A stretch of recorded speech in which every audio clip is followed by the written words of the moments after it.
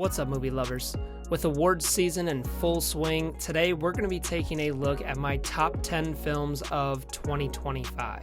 Starting off in the 10 spot, we have Final Destination Bloodlines. Being a fan of the franchise, I thought this was a really great entry and probably my second favorite after Final Destination 3.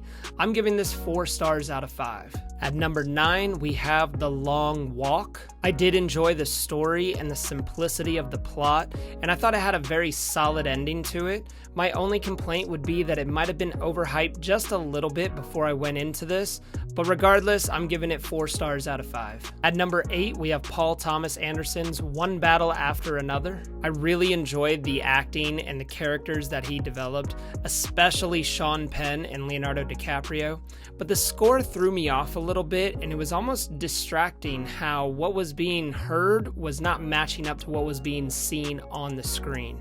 I'm giving One Battle After Another 4 stars out of 5.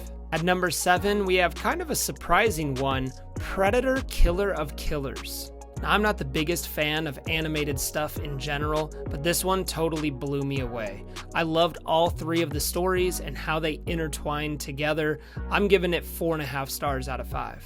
At number 6, we have Daniel Day-Lewis's Return, Anemone. Unfortunately, I think a lot of people overlooked this one because of its slow pacing, but the acting and cinematography are absolutely award-worthy. I highly recommend you check this one out. I'm giving it 4.5 stars out of 5. At number 5, we have the sci-fi comedy thriller Companion.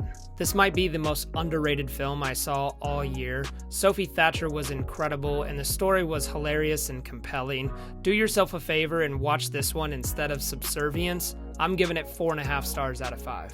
At number 4, we have the horror film Weapons. I thoroughly enjoyed this. I think it had the perfect blend of both jump scares and a slow burn, well thought out storyline. I'm giving Weapons 4.5 stars out of 5. At number 3, we have Ari Aster's Eddington. Seeing as I absolutely despised Beau is Afraid, this one was definitely redemption in my mind, and it's astonishing just how much I was able to relate to the characters and the story, especially when you think back on 2020 and everything that happened with COVID. I'm giving Eddington 4.5 stars out of 5. And my top 2 could potentially be interchangeable, but as of right now, I have Timothée Chalamet in Marty Supreme at the number 2 spot. Now, I loved everything about this film, from the acting to the comedy to the music. You can check out my full in-depth review on another video, but this movie is incredible. I'm giving it 4.5 stars out of 5.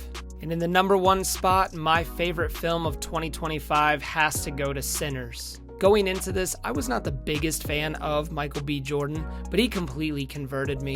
The cinematography, along with the overall scope, intertwined with the romance, the comedy, the action, old-timey vampires, and one of the best musical scores I've ever heard in a film. This movie literally had almost everything I could ask for, and I absolutely loved it, not only on one watch, but also on a second and third rewatch. I'm giving Sinners 5 stars, and I can confidently say it is my favorite movie of 2025. So let me know in the comments if you agree or disagree with my list of top 10 movies from 2025.